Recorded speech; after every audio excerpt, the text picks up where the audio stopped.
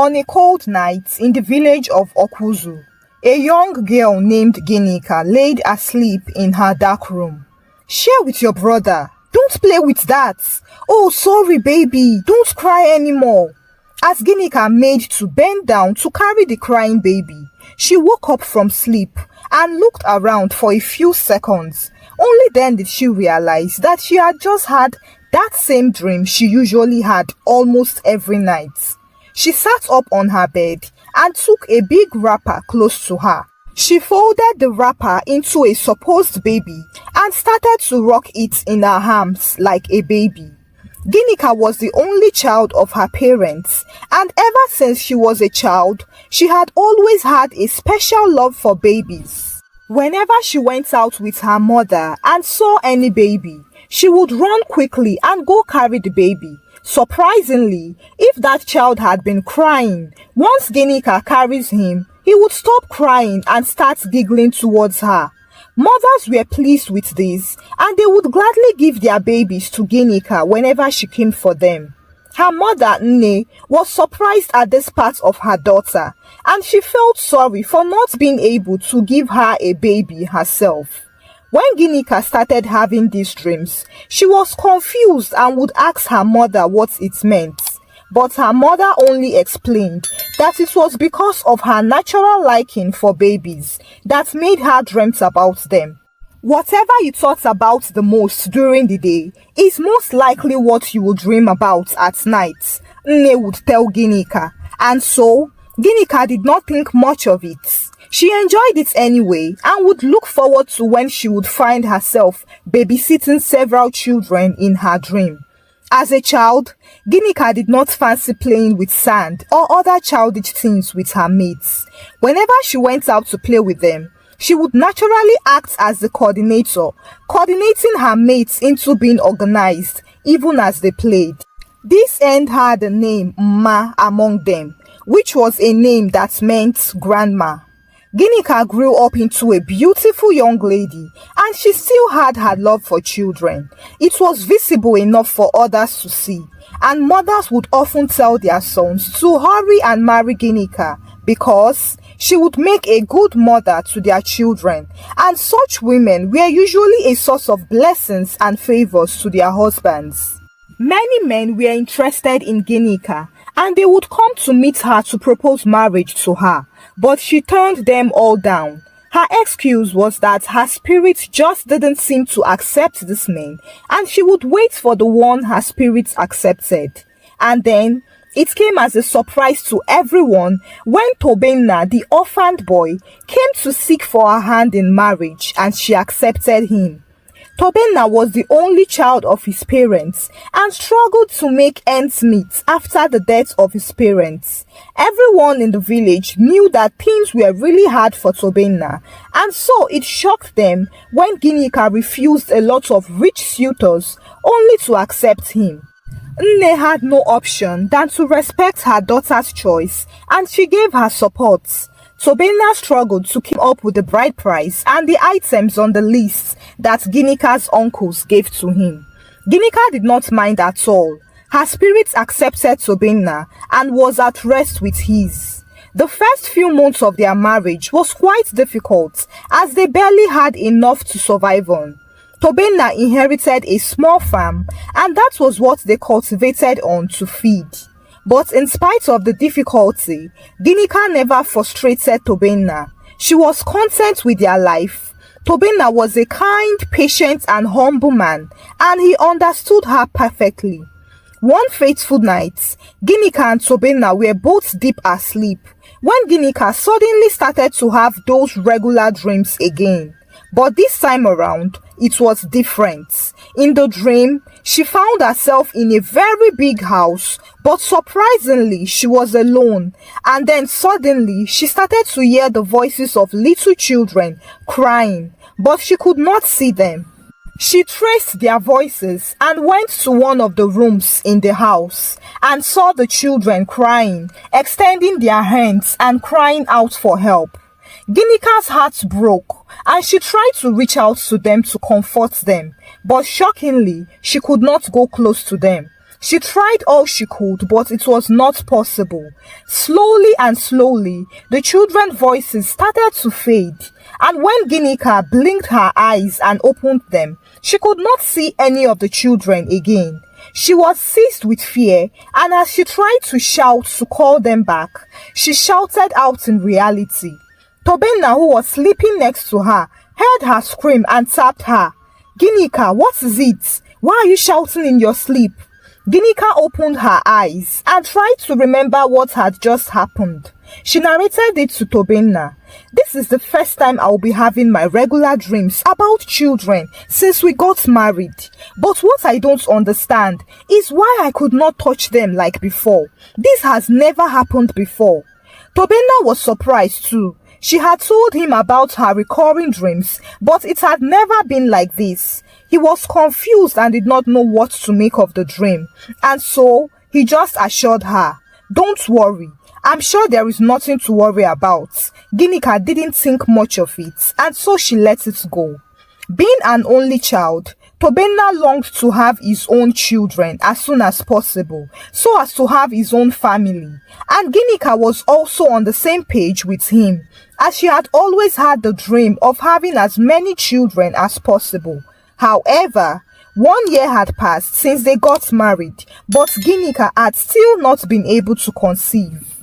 They were not really bothered about it and went about with their lives, but another year passed and still there was no sign of pregnancy.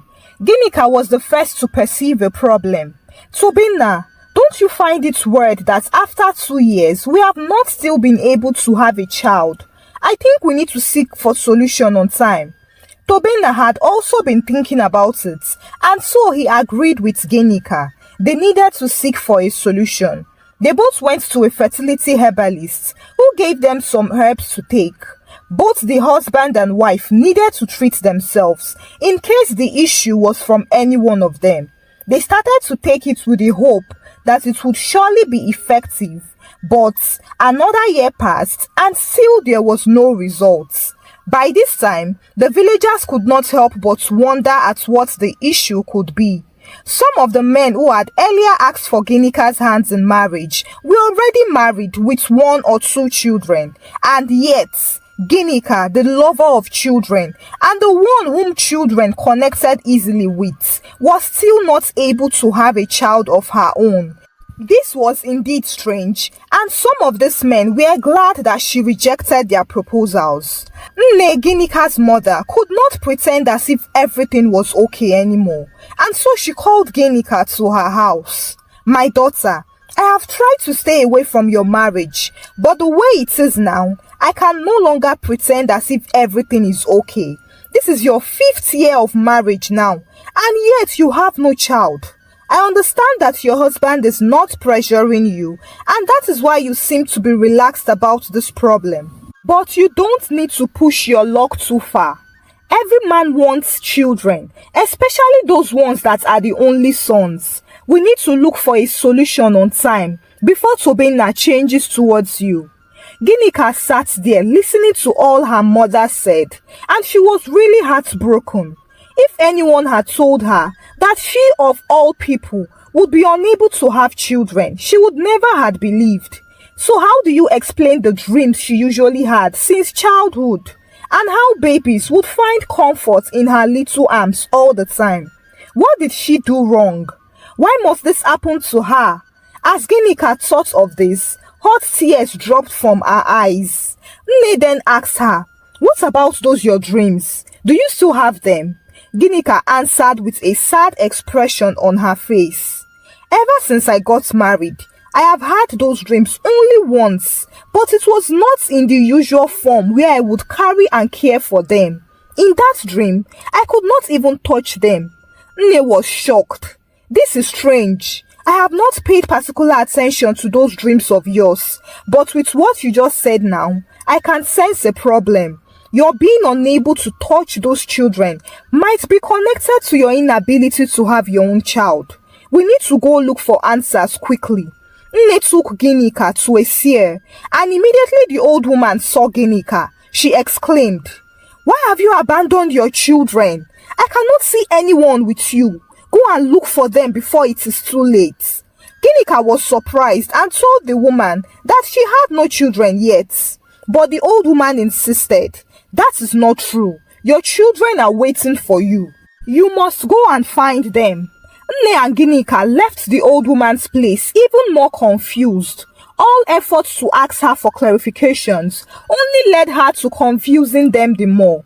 But even though these words were confusing, Ginika kept them and pondered over them in her heart. That evening, she asked Tobenna, "What do you think about us adopting?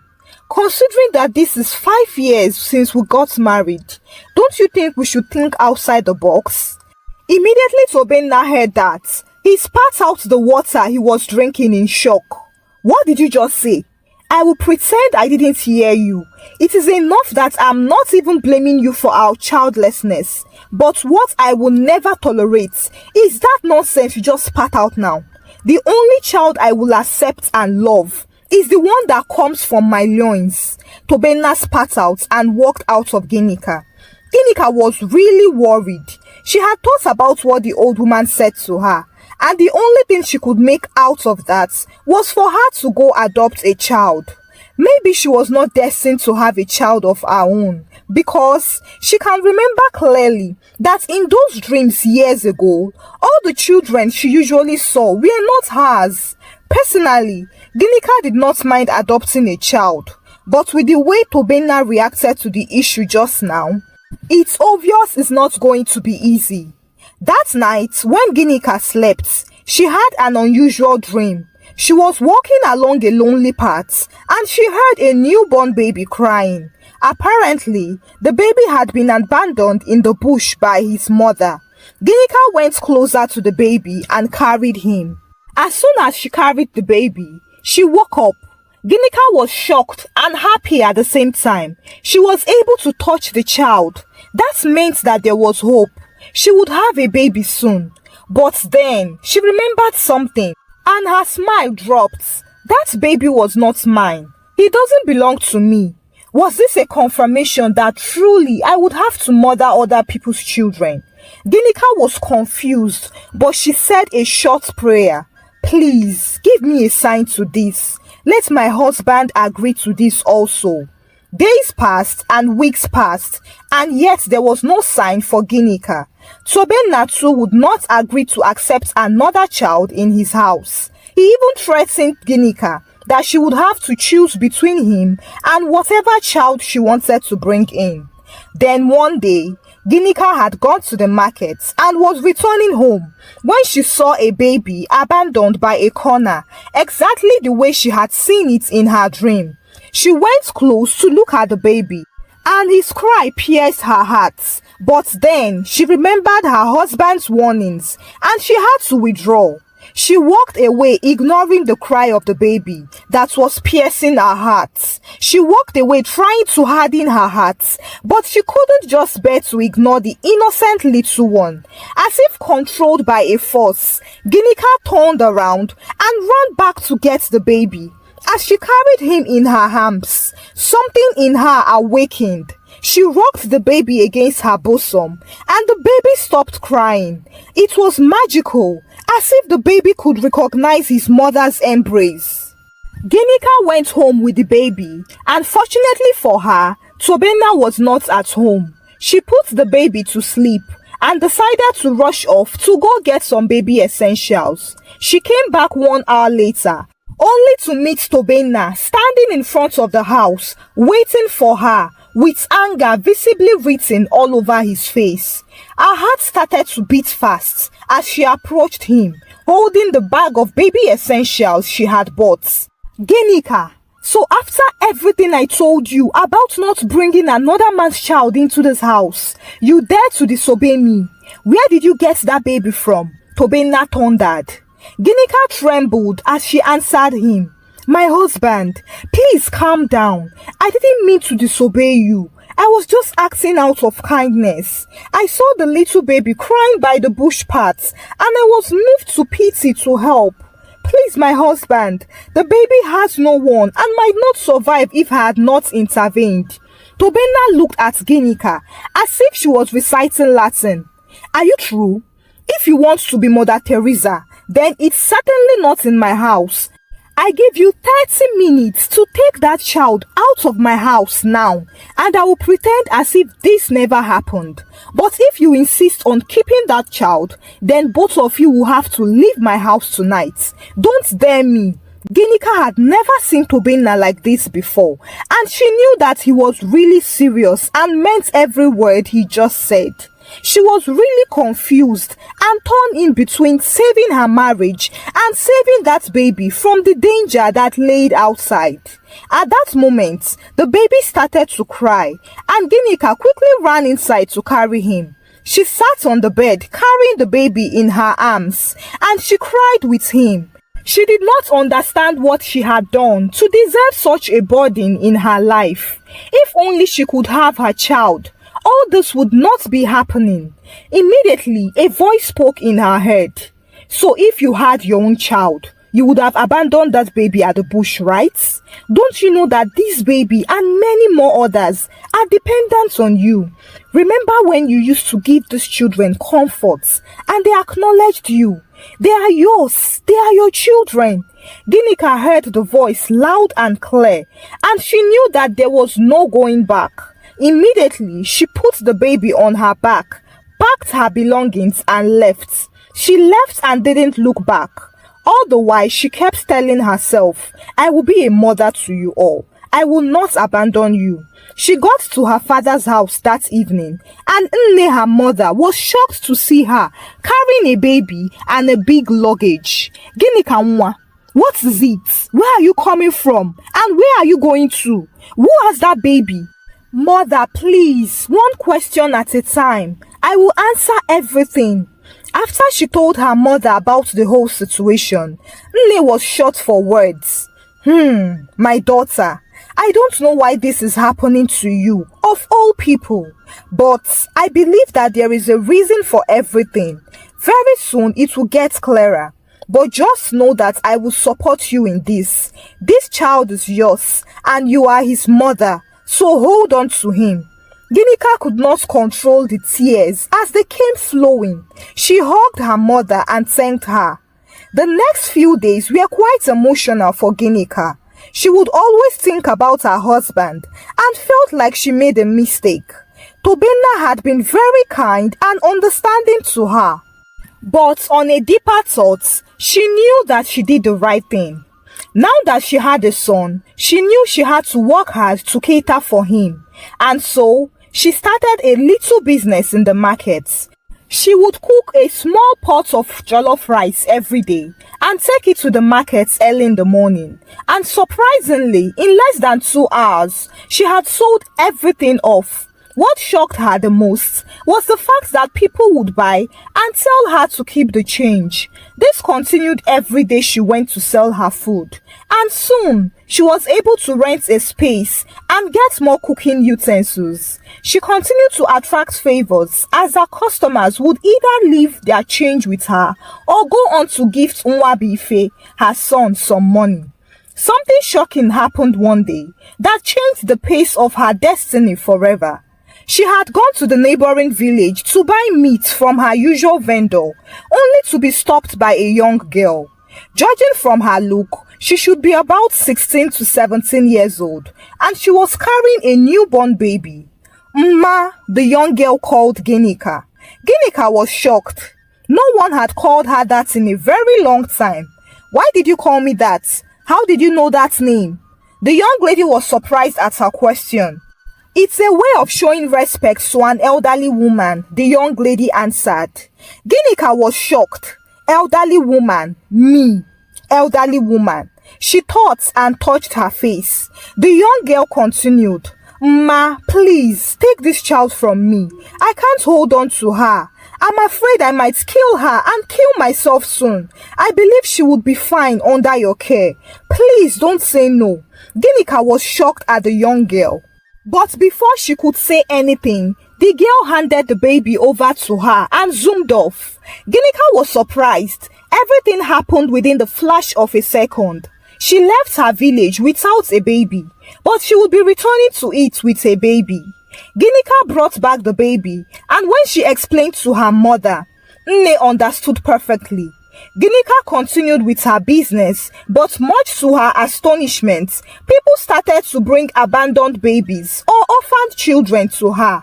When she asked them why they did that, they would tell her that she was the best and only person who could be a real mother to them. And that was how Ginika, the woman who had no child before, became a mother to many children. They were in different ages, infants, toddlers, and preschoolers. They would gather around her when she returned from her business, calling her mother. She never lacked the resources to cater for them because as the children increased in number, so her business grew. She would always receive unexpected favors from people and soon opened a bigger branch where she employed people to work for her.